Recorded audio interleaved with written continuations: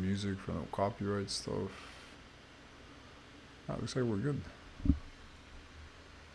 This.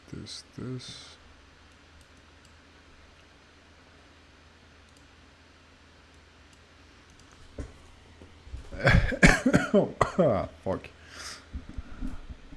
Alright, we're in.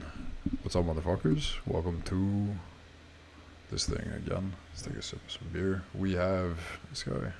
Hello. All in the wind, dude. Hello? We got a guy. But he may or may not be alive or conscious or at the computer or experiencing technical difficulties. Let me fix these things. Which one of these is? Same shit. Let me drop that a bunch. It should be good. Whatever. 11. Yeah. Alright. This. So, that's it. Here we is. Another day, another dollar. Another thing. Another gathering of the minds. Reason to talk. Conversation. Oh, dude, we lost him. Technical difficulties, I bet. What's the news, guys? What else has happened this week, within the last week? Oh, something happened. Something actually. Whoa, dude. Hands too fast. Something happened actually yesterday. Significant event brought to our attention by this guy. Credit where credit's due, dude. I don't even know this is a thing.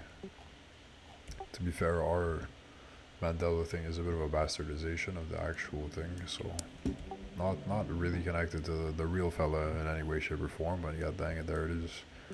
3:20 in the morning on foreign country time. Mandela Day, as it turned out yesterday. So just a little bit of learning, why don't we, for this actually. Mandela Day, July the 18th. Every year, July the 18th, as it seems.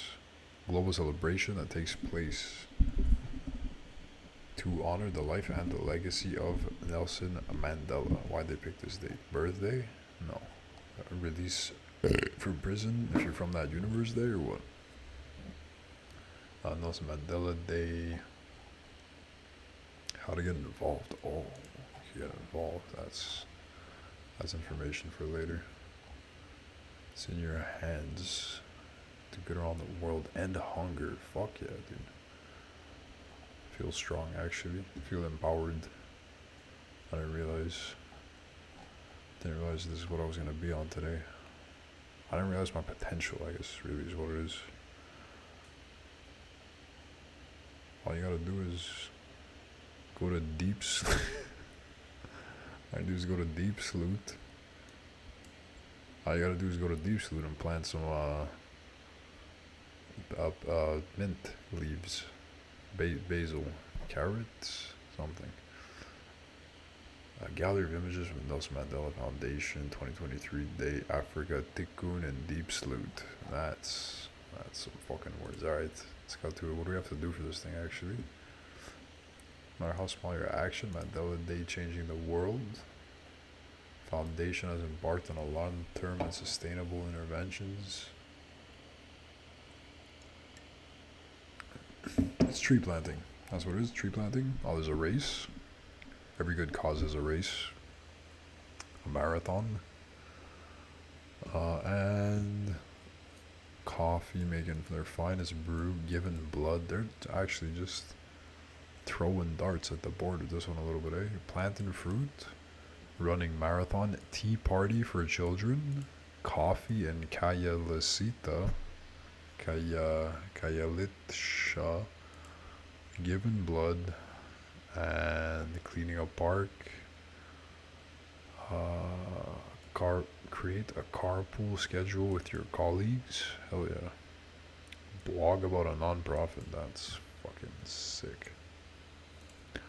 I didn't do any of those things, unfortunately. There was a Mandela effect. The Mandela did affect yesterday though, on the day of, actually, for me personally, little mini one. There was this Jeep that a couple of the boys drove around in on a vacation last year. It was actually last summer on a night, much like tonight. There was this Jeep that we drove around in foreign lands in. Went on some pretty sick trips. It was a great time. There was a gathering of some people. It was out in Greece specifically. Uh, there was some people from the gang that live in Europe, some people from the gang that are from Canada, and there was I don't remember how it started. There was just somebody that said they were gonna go on a trip. They were gonna go.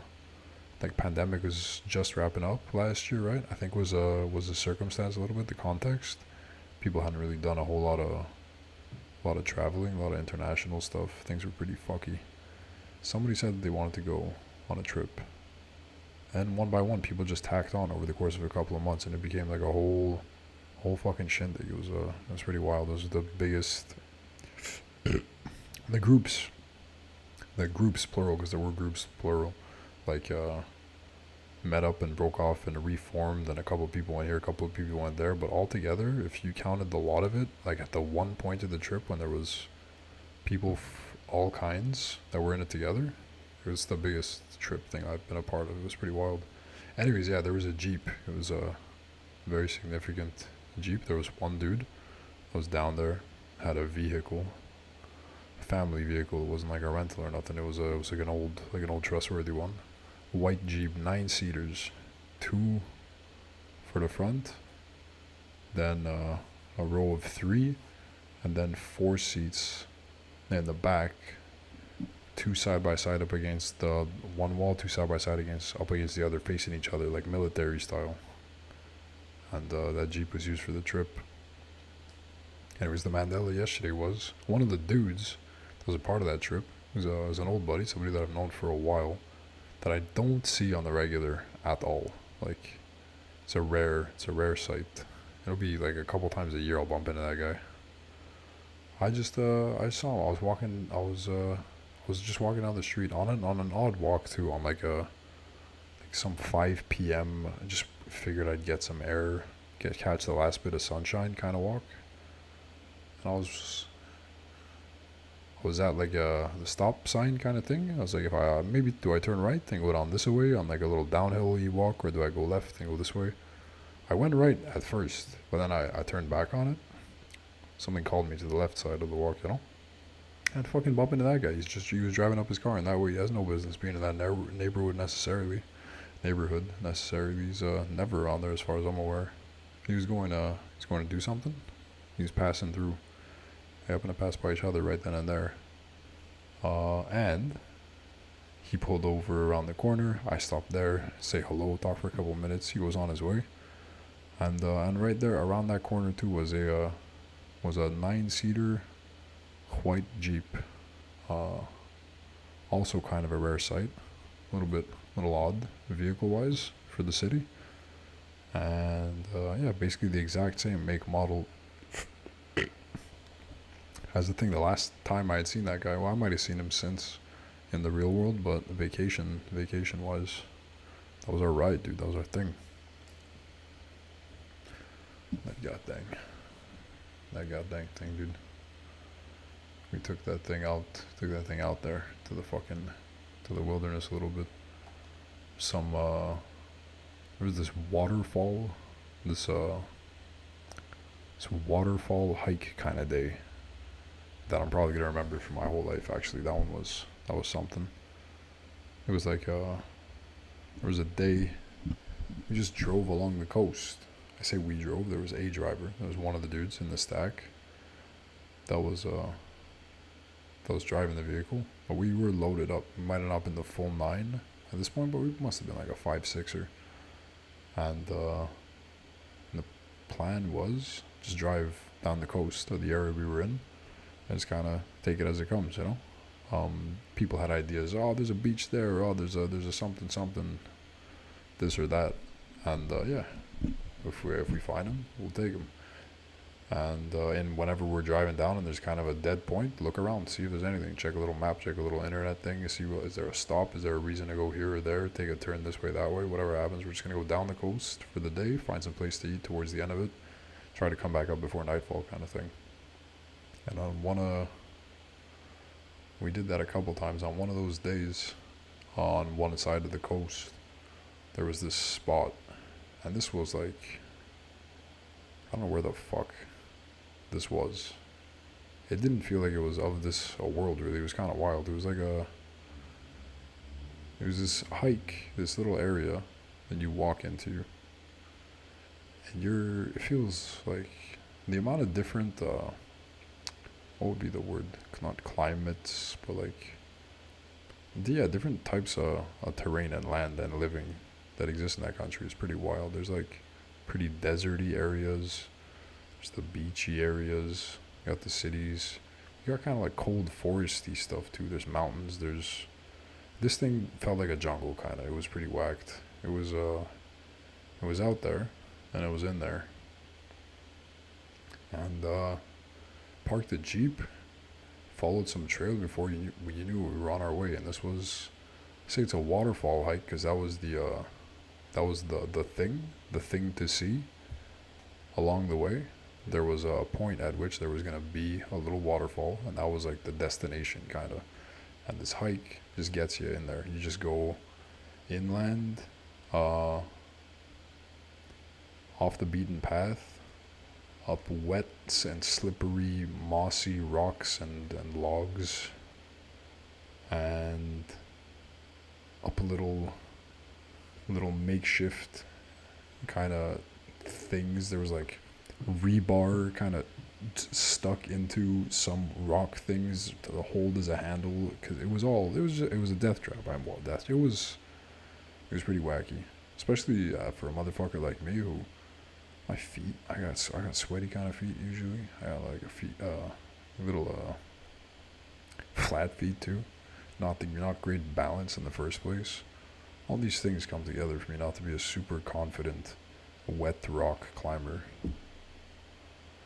I did that shit in flops with beers, drinking beers live, like with beers. We didn't know what the fuck we were getting into necessarily either. We went up there. We had like one dude with a backpack with a drone in it. I had beers in a bag. I was a beer carrier. And other people were just like maybe a towel, some things like this, just miscellaneous, just whatever the fuck. And like in flops, some people had shoes. They were the smarter ones amongst us. They thought this through. It was more like their idea than. So they had and they probably warned me, to be fair, but I don't even think I had shoes with me on the whole trip, honestly. Actually, no, I did. No, wait, I did. I definitely did. They were kind of wrecked, but did it in the flops. And yeah, we just went in there. Made a little pit stop along the way to chug some. I had like a hat, like a big kind of safari hat thing, and with a rope, with a pretty long rope under. And I would like tie little beers. And I would, how did I do it? I guess I was undoing the clip and sliding beers over on it through the hoop in the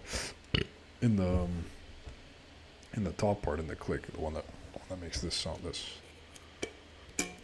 that thing, at the top of the beer, that one, and then hooping them. I had it's like a little fucking Gandalf, little wizard, little waterfall fucking beer wizard. So there he is, singing Indiana Jones theme songs, going up there, not getting like fucking roasted, but a little tipsy, and yeah. Got to the waterfall finally, and that was it. I was sick. We hit the spot. It was pretty cold. Took turns going in. Some people watching the bags. There was a good amount of other people there, but you don't know. You can never be too careful. Who's gonna make their way up a trek like that just to fucking steal shit from you? But still, we went on a little rotation, and there was also the people that were with the bags were on drone duty too, so that was cool. And did a little hopping in the water kind of thing. There was some rickety fucking rope somewhere that you could kind of climb up if you believed, but to bring you to something, to jump off some like ledge thing that some people were fucking around on. But it was like damaged the whole way up and damaged. I don't think anybody did it successfully. It wasn't maintained at all. Just people kind of taking in the view, floating around in the cold water. We're sitting by the rocks, taking little pictures and stuff. Was mostly the scene. And then there's us, a couple of idiots at the top of the drone. And I was on drone duty at the beginning. I was on the first drone team. Ended up being the last because we lost the fucking thing in the trees. And that was a whole other chunk of the day too. This whole fucking thing. It was great. There was like drones flying up there, trying to get some kind of cool angle, and some wind, some like gust of wind that just kind of like came into the fucking cavern there, dude, and like the fucking in the area. However it so happened, fucking astrophysically or whatever, aerospace fucking engineers or what have you. They took the thing with the wind and it got into like a. It was quick too. We didn't have our eyes on it exactly at the moment either, and it took it into like a bush or a branch or something. All we knew was the data that we had from the drone itself. It still had the live feed, not a whole lot of battery left, but we were just looking at basically foliage. There was an idea of where it was before the wind took it. The fact that we still had a reception on it but couldn't move it was the things were jammed, the rotors or whatnot were jammed. And then that was fucking, it was actually so fucking goofy, dude. Three people just scratching their heads trying to figure it out, and we pinpointed it eventually. Not really, but we took an educated guess. We had like, there's a dude climbing up some rock on one side, a dude on another side. There's a dude on the camera on the machine. There's a guy like standing under a branch thing with like a towel extended kind of to catch it. Picked a tree branch to shake. Somebody went and shook this and that. This is all the while, like, to get up to these things that I'm talking about. You have to climb up, again, more wet, but this is like uncharted wet rock. It's like just the actual side of the waterfall fucking climbing. Dangerous shit, wacky shit, but hilarious to save the fucking drone. And we did, and we saved it successfully. Somebody took us, we like eventually figured it out, like by the shaking and then telling on the camera that it was moving, and this is the one, and the direction of it, and we got it loose, the thing a little bit, and whatever, and try to fly it, we can't fly it, try to this, that. Eventually we get it. It falls down. It's retrieved. It doesn't go into the water. Nobody's injured. We made it. We're good. Ended up breaking like 2 days later on the trip. Irreparably broken. You got floated to a fucking mountain. But we saved it that time from the waterfall thing. And then there was you could either go further up and get on into like a road on the other side of this mountainy thing, or go back. And some people went back, two people went back to grab the car, and then the rest of us kept walking to see the rest of the hike, and then they found a way around and they picked us up, and then we went and like got food at some little restaurant or something. It was cool. It was super cool, actually. Yeah, so that fucking Jeep saw some shit, dude. Almost died in the hills in that Jeep on a separate occasion. It was a good vehicle. But yeah, so I bumped into a buddy from that trip, who I had known before that trip for a long time, but a buddy who very recently, in terms of a lifetime memories and things, somebody from that trip.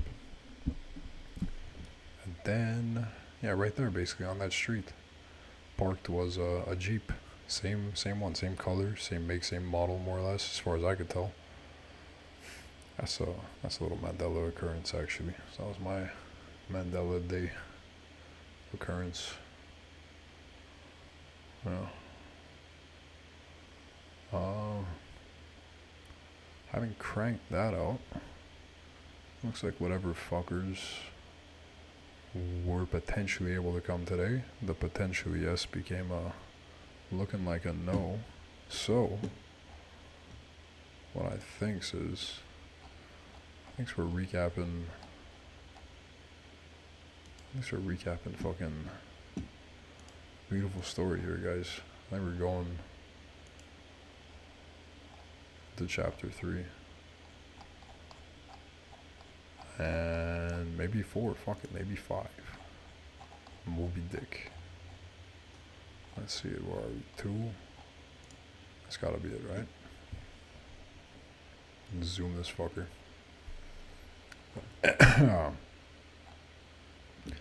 Audiobook episode.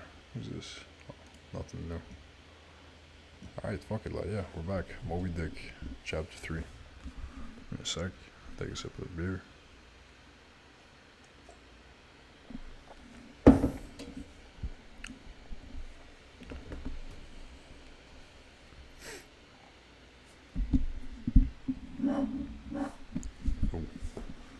Alright, where's we? Chapter 3, The Spouter Inn. Entering that gable-ended Spouter Inn, you found yourself in a wide, low, straggling entry with old-fashioned wainscots reminding one of the bulwarks of some condemned old craft.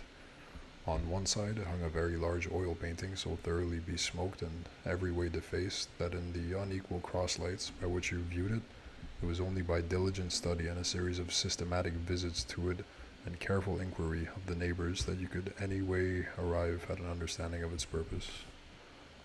Such unaccountable masses of shades and shadows that at first you almost thought some ambitious young artist in the time of the New England hags had endeavored to delineate chaos bewitched. But by dint of much and earnest contemplation and oft-repeated ponderings, and especially by throwing open the little window towards the back of the entry, you at last come to the conclusion that such an idea, however wild, might not be altogether unwarranted. There's some fucking words in there that I don't know what the hell I'm reading exactly, so let's do a little check. What the fuck are the New England hags, actually? What exactly in the fuck? Oh, what did I do? What exactly in the fuck are the New England hags?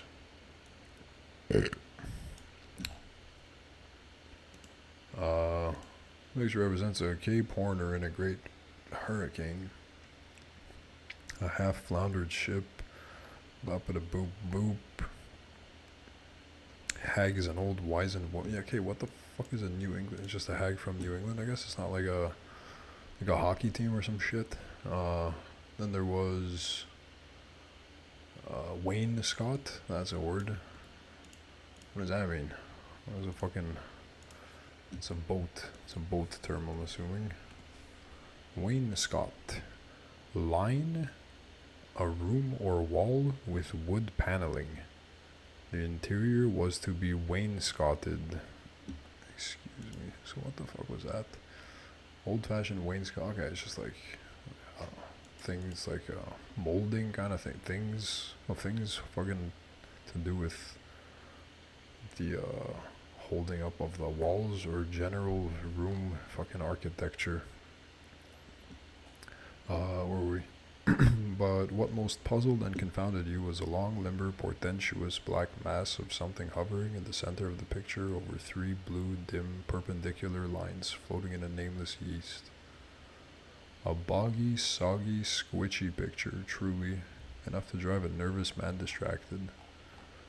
Yet was there a sort of indefinite, half-attained, unimaginable sublimity about it that fairly froze you to it, till you involuntarily took an oath with yourself to find out what that marvelous painting meant.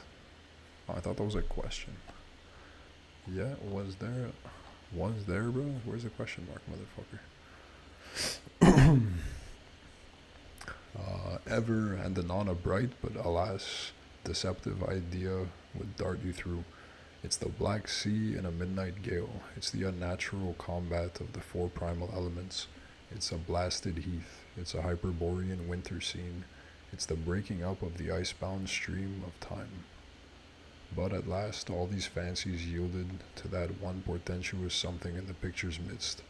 That, once found out, and all the rest were plain. But stop, does it not bear a faint resemblance to a gigantic fish? Even the great Leviathan himself. Also, he knows about the fish already. He's not just going out to sea because he's bored of the land. He's got an idea of A-grade fish.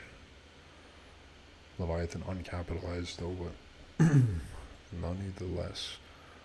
Next paragraph. In fact, the artist's design seemed this, a final theory of my own, partly based upon the aggregated opinions of many aged persons with whom I conversed upon the subject. The picture represents a Cape Horner in a great hurricane, the half-foundered ship weltering there with its 3 dismantled masts alone visible, and an exasperated whale, purposing to spring clean over the craft, is in the enormous act of impaling himself upon the 3 mastheads. Oh, crazy. The opposite wall of this entry was hung all over with a heathenish array of monstrous clubs and spears. Some were thickly set with glittering teeth resembling ivory saws, others were tufted with knots of human hair, and one was sickle-shaped with a vast handle sweeping round like the segment made in the new mown grass by a long-armed mower. You shuddered as you gazed and wondered what monstrous cannibal and savage could ever have gone a death harvesting with such a hacking, horrifying implement.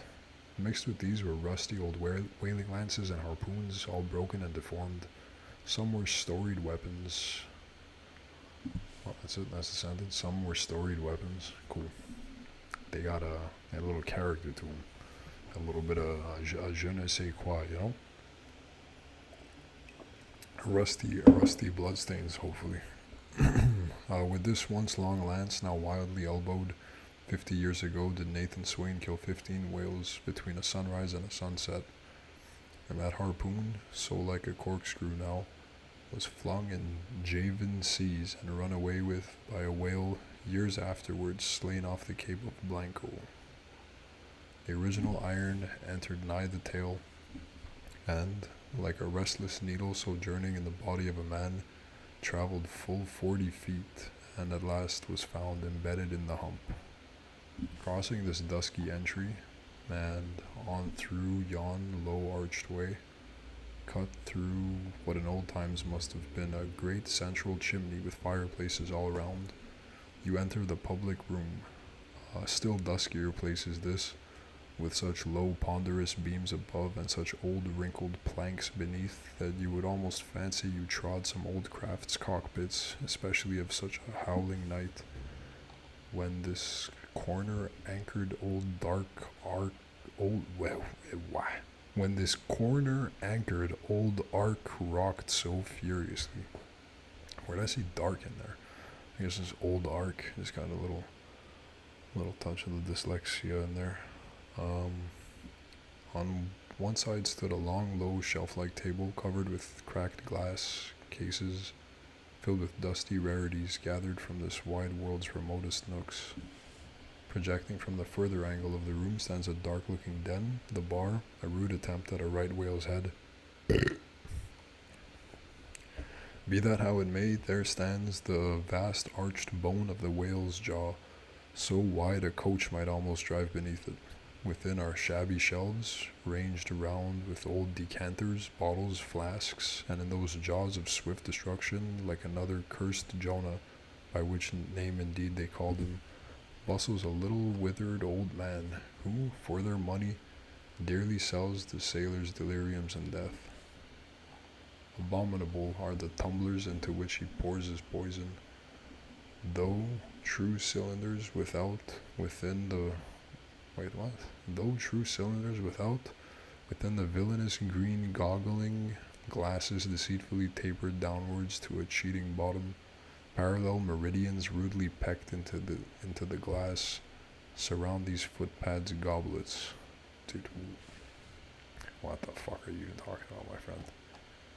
Sorry, one sec. These are just talking about shelves? Shabby shelves, flasks, fucking abominable tumblers. I don't know what any of these words are. Parallel meridians really pecked into the glass. What's a meridian? Am I crazy? What the fuck does that even mean? Merovingian, maybe, mayhaps a little Matrix reference. I heard the word. It was like a just something design related. I don't think it was a physical thing. Yeah, like on the Earth, design related, whatever. Charting, or like something to do with. Uh, that. So what did this guy say? Parallel meridians rudely pecked into the glass. Surround these footpads, goblets. Filter this mark. Your charge is but a penny. Oh, that. So the meridians are the marks on the glass, I guess. I could have just kept reading, but without looking up meridian, I might not have been sure. Filter this mark, and your charge is but a penny. To this, a penny more, and so on to the full glass. The Cape Horn measure, which you may gulp down for a shilling. Upon entering the place, I found a number of young seamen gathered around about a table, examining by a dim light divers specimens of scrimshander. It's all capitalized, by the way, for the listener. Scrimshander, important word in this case. I sought the landlord, and telling him I desired to be accommodated with a room, received for answer that his house was full, not a bed unoccupied. But I've asked, he added, tapping his forehead, you hain't no objections to sharing a harpooner's blanket, have ye? I suppose you are going a whalin', so you'd better get used to that sort of thing. I told him that I never liked to sleep two in a bed, and that if I should ever do so, it would depend upon who the harpooner might be, and that if he, the landlord, really had no other place for me, and the harpooner was not decidedly objectionable, why, rather than wander further about a strange town on so bitter a night, I would put up with the half of any decent man's blanket. I thought so. Alright, take a seat. Supper? You want supper? Supper will be ready directly. I sat down on an old wooden settle, carved all over, like a bench on the Battery. At one end, a ruminating tar was still further adorning.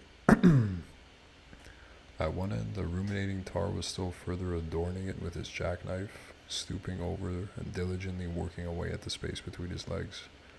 He was trying his hand at a ship under full sail, but he didn't make so much headway, I thought. That's just a guy just carving a thing live that he's sitting on, too. Kinda cool. Good visuals, you know? Kinda gay, too, a little, right? This guy doesn't... I won't share a bed with anyone unless they're nice looking. This guy's playing with something between his legs. We got a little bit of imagery here that maybe I'm putting words in old Ishmael's mouth, but it's looking a little funny. Or was we? At last, some 4 or 5 of us were summoned to our meal in an adjoining room. It was cold as Iceland, no fire at all. The landlord said he couldn't afford it. Nothing but 2 dismal... It was as cold as Iceland, by the way, is actually a fucking hell of a line. It was cold as Iceland. No fire at all. The landlord said he couldn't afford it. Nothing but 2 dismal tallow candles, each in a winding sheet.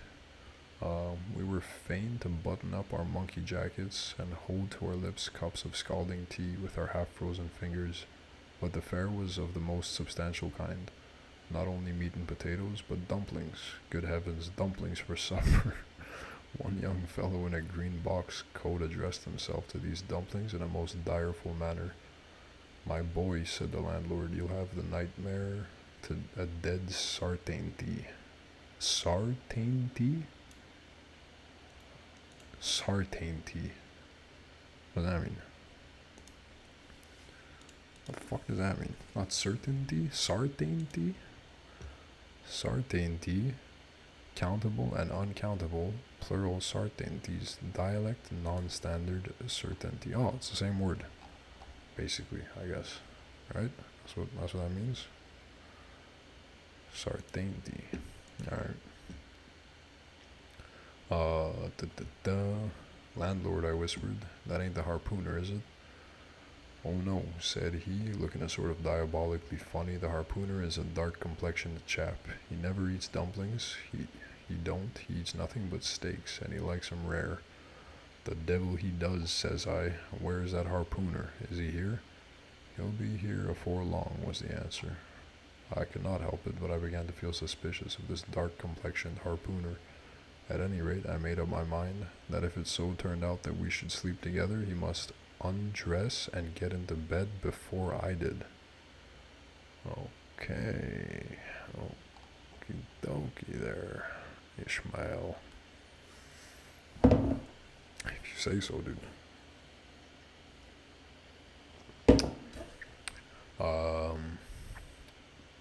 Whereas we supper over, the company went back to the bar room when, knowing not what else to do with myself, I resolved to spend the rest of the evening as a looker-on. Presently, a rioting noise was heard without. Starting up, the landlord cried, "That's the Grampus's crew. I seed her reported in the offing this morning. A 3 years' voyage and a full ship. Hurrah, boys, now we'll have the latest news from the Fijis." Oh, it sounds like a band, dude. Grampus and the Fijis? Just the Fijis, actually. All Bee Gees, right? What? Grampus. Tramping of sea boots was heard in the entry. The door was flung open, and it rolled a wild set of mariners. Whoa, lost my spot. And in rolled a wild set of mariners enough, enveloped in their shaggy watch coats, and with their heads muffled in wooden comforters, all bedarned and ragged, and their beards stiff with icicles. They seemed an eruption of bears from Labrador. Sick. They had just landed from their boat, and this was the first house they entered. No wonder, then, that they made a straight wake for the whale's mouth, the bar, when the wrinkled little old Jonah, there officiating, soon poured them out brimmers all round. One complained of a bad cold in his head, upon which Jonah mixed him a pitch-like potion of gin and... That burp fucking escaped me, dude. Tried to hold it back to get through the sentence. From the top, motherfucker. One complained of a bad cold in his head, upon which Jonah mixed him a pitch-like potion of gin and molasses, which he swore was a sovereign cure for all colds and catarrhs whatsoever, never mind of how long standing, or whether caught off the coast of Labrador, or on the weather side of an ice island. Catarrhs, that's a fucking word.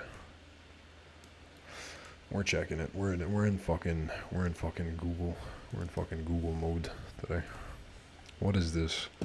Catarrh, Catarrh, is a buildup of mucus in an airway or cavity of the body. Huh. I think I was at a fucking clinic for that actually a couple weeks ago. I'm not even kidding. I had some fucking tightness in the throat. Shit was a little weird for a couple of days. It was bugging me. I had to get it checked to see what the hell. Shit swelling up.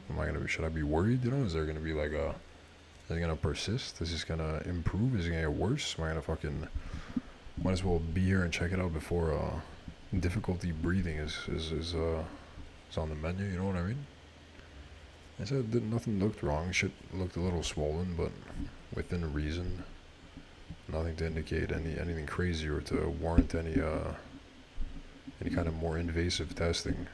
Still took fucking 15 hours though, but anyways, that's just our beautiful system that we got here that we're working with.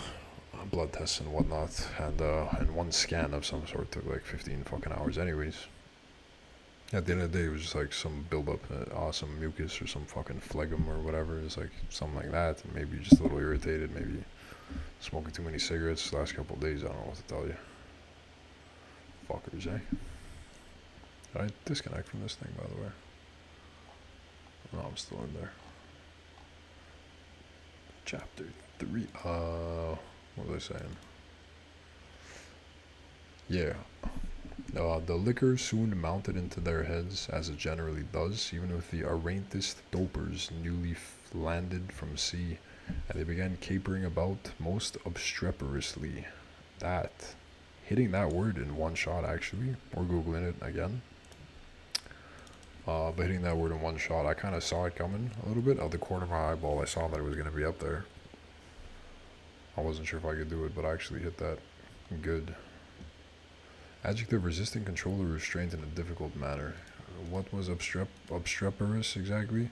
The liquor soon mounted into their heads as it generally does, even with the Aratus topers newly landed from sea, and they began capering about most obstreperously. Alright, good, so they're getting a little rowdy. That's the fucking words to a layman, dude, to a normal English, a Gulansky fucking speaker. They're just getting a little rough and rowdy, dude, a little fucking sauced and tossed, you know? I observed, however, that one of them held somewhat aloof, and though he seemed desirous not to spoil the hilarity of his shipmates by his own sober face, yet upon the whole he refrained from making as much noise as the rest. This man interested me at once, and since the sea gods had ordained that he should soon become my shipmate, though but a sleeping partner one so far as this narrative concerned, I will venture upon a little description of him. He stood full 6 feet in height, with noble shoulders and a chest like a cofferdam. I have seldom seen such brawn in a man. His face was deeply brown and burnt, making his white teeth dazzling by the contrast, while in the deep shadows of his eyes floated some reminiscences that did not seem to give him much joy. His voice at once announced that he was a southerner, and from his fine stature I thought he must be one of those tall mountaineers from the Alleghanian Ridge in Virginia. When the revelry of his companions had mounted to its height, this man slipped away unobserved, and I saw no more of him till he became my comrade on the sea. In a few minutes, however, he was missed by his shipmates, and being, it seems, for some reason a huge favorite with them, they raised the cry of Bulkington. Bulkington, where's Bulkington? Good name. Good writing, dude. Big, large guy. The guy's big. He's 6 feet. Built like a coffin or whatever the fuck. What do we call him? Bulkington, dude. Hell yeah. That's like some TikTok fucking gym bro kind of memery fucking name right there, dude. But we'll take it. This is one of the classics. Bulkington, where the fuck is Bulkington? And darted out of the house in pursuit of him. It was now about 9 o'clock, and the room seeming almost supernaturally quiet after these orgies, I began to congratulate myself upon a little plan that had occurred to me just previous to the entrance of the seaman. No man prefers to sleep two in a bed. In fact, you would a good deal rather not sleep with your own brother. I don't know how it is, but people like to be private when they are sleeping. And when it comes to sleeping with an unknown stranger in a strange inn in a strange town, and that stranger a harpooner, then your objections indefinitely multiply. Nor was there any earthly reason why I, as a sailor, should sleep two in a bed more than anybody else. For sailors, no more sleep two in a bed at sea than bachelor kings do ashore. To be sure, they all sleep together in one apartment, but you have your own hammock, and cover yourself with your own blanket, and sleep in your own skin. The more I pondered over this harpooner, the more I abominated the thought of sleeping with him. It was fair to presume that being a harpooner, his linen or woolen, as the case might be, would not be of the tidiest, certainly none of the finest. I began to twitch all over. Besides, it was getting late, and my decent harpooner ought to be home and going bedwards. Suppose now he should tumble in upon me at midnight, how could I tell from what vile hole he had been coming? Dude, this guy, listen, I get it. You gotta sleep someplace. There's a motherfucker that you don't know. You gotta share the thing, share the room, the bed, even in this case. Gotcha. You could be germophobe character. You could be nervous Nelly character. You know what I mean? There's a lot of this. A lot of this is ringing as some fucking homo shit. Am I fucking? Is this the little bit of the beard like he's fucking talking through here? But this guy's thinking a lot about this, dude. You must have done this before. You've been to the sea a billion isn't the whole thing in the first chapter this guy's out to sea all the time, dude? He's like, every now and then I just get the fucking calling of the water, dude. I gotta fuck off. I gotta get on out there with the boys. Escape from the land that dude, he knows this shit. What the fuck is this? Fucking 3 pages of he's a big guy. He's a big hairy fucking tough guy. But I don't wanna sleep with him, dude. He's not the tidiest. Like, shut the fuck. God, that's a lot of words, dude. A lot of fucking words. Tell me a whole lot of not much. I did like that line though of cold as Iceland. That's a hell of hell of a line right there. Alright, it's back to him complaining about the fucking, here he is, landlord. Landlord, I've changed my mind about that harpooner. I shan't sleep with him. I'll try the bench here. Just as you please. Sorry I can't spare ye a tablecloth for a mattress. And it's a plaguey rough board here. Feeling of the knots and notches. But wait a bit, Scrimshander. I've got a carpenter's plane there in the bar. Wait, I say, and I'll make ye snug enough. So saying, he procured the plane, and with his old silk handkerchief, first dusting the bench, vigorously set the planing away at my bed, the while grinning like an ape. The shavings flew right and left, till at last the plain iron came bump against an indestructible knot. The landlord was near spraining his wrist, and I told him for heaven's sake to quit. The bed was soft enough to suit me, and I did not know how all the planing in the world could make eider down of a fine plank. Whatever the fuck. So, gathering up the shavings with another grin and throwing them into the great stove in the middle of the room, he went about his business and left me in a brown study. Alright, let's give this guy a chance. I'm fucking ragging on him. I don't even know the guy, dude. I wasn't even there, you know? Let's just fucking powering through the next couple pages. Focus mode. I'm not gonna talk about how he's kind of making kind of gayish fucking comments. Not gonna say nothing about nothing. Let's go. 2 pages straight, fast. I now took the measure of the bench and found that it was a foot too short, but that could be mended with a chair.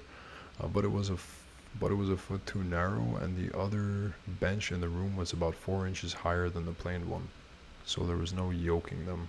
I then placed the first bench lengthwise along the only clear space against the wall, leaving a little interval between for my back to settle down in, but I soon found that there came such a draught of cold air over me. What? But I soon found that there came such a draft of cold air over me from under the sill of the window that this plan would never do at all, especially as another current from the rickety door met the one from the window, and both together formed a series of small whirlwinds in the immediate vicinity of the spot where I thought to spend the night. The devil fetch that harpooner, thought I, but stop. What the fuck? Devil fetch that harpooner, thought I, but stop. Couldn't I steal a march on him, bolt his door inside, and jump into his bed, not to be wakened by the most violent knockings? It seemed no bad idea, but upon second thoughts I dismissed it. For who could tell but what the next morning, so soon as I popped out of the room, the harpooner might be standing in the entry, all ready to knock me down. Still looking around me again and seeing no possible chance of spending a sufferable night unless in some other person's bed, I began to think that after all I might be cherishing unwarrantable prejudices against this unknown harpooner. Thinks I, I'll wait a while. He must be dropping in before long. I'll have a good look at him then, and perhaps we may become jolly good bedfellows after all. There's no telling. But though the other boarders kept coming in by 1s, 2s, and 3s and going to bed, yet no sign of my harpooner. Landlord, said I, what sort of a chap is he? Does he always keep such late hours? It was now hard upon 12 o'clock. The landlord chuckled again with his lean chuckle and seemed to be mightily tickled at something beyond my comprehension. No, he answered, generally he's an early bird. Early to bed and early to rise. Yes, he's the bird what catches the worm. But tonight he went out a-peddling, you see, and I don't see what on earth keeps him so late, unless maybe he can't sell his head. Can't sell his head? What sort of a bamboozingly story is this you are telling me? Getting into a towering rage. Do you pretend to say, landlord, that this harpooner is actually engaged this blessed Saturday night, or rather Sunday morning, in peddling his head around town? That's precise, dude. What the fuck? Who gives a shit, dude? Wait, did I read chapter 3 and 4? Am I in fucking... Oh. Did I skip a whole chapter? Counterpain. Okay, how many more fucking yaps? Noises. Grego. Dinner. Second floor, bruh. How much fucking... Huh?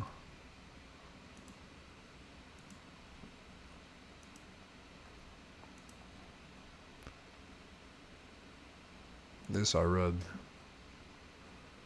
Fetch the fucking harpooner. Yeah, so we're here. There's still a bunch more pages, dude. Fuck this book, actually. At least for tonight. Where is this? Page 44? That's enough. I'll take a little fucking break ski. Take a little fucking break ski, I think, from that shit. Fuck that noise, dude. I'm losing it with this guy and his fucking harpooner. No patience, dude. Sleepy Joe kind of day, too.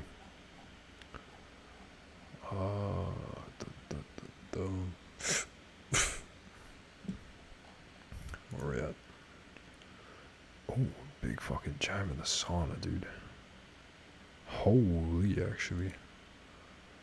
Big fucking jam in the sauna. Where's the rest of these fucks? Maybe I call it, dude. Nobody in for the saucing. Where do we make it to? 44? Let's keep tabs.